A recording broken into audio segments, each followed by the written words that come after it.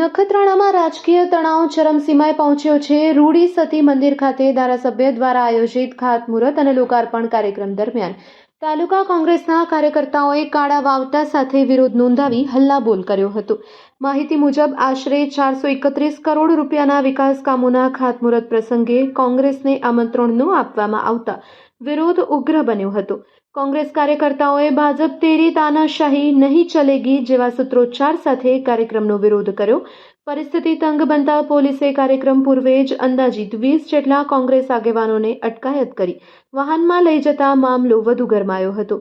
તાલુકા કોંગ્રેસ પ્રમુખ રાજેશ આહિર સહિતના આગેવાન કેતન પાંચાણી, અશ્વિન રૂપારેલ, લખમેર રબારી, ખમીસા ખત્રી, યોગેશ પોકાર, ભીમજી વાઘેલા, વંકા રબારી, રમેશદાન ગઢવી, નરેશ શાહ, મંગા મારવાડા, નરેશ મહેશ્વરી, ગીતેશ ઠક્કર, ખીમજી મારવાડા, જુસફ ચાકી, અસલમ કુંભાર, સલીમભાઈ, અનવર હારૂન લુહાર અને અબ્દુલભાઈએ આરોપ લગાવ્યો કે સરકારી વિકાસ કામો માટેની ગ્રાન્ટ પ્રજાના કરના પૈસા હોવા છતાં ભાજપ તેને રાજકીય કાર્યક્રમ તરીકે પ્રસ્તુત કરી રહી છે.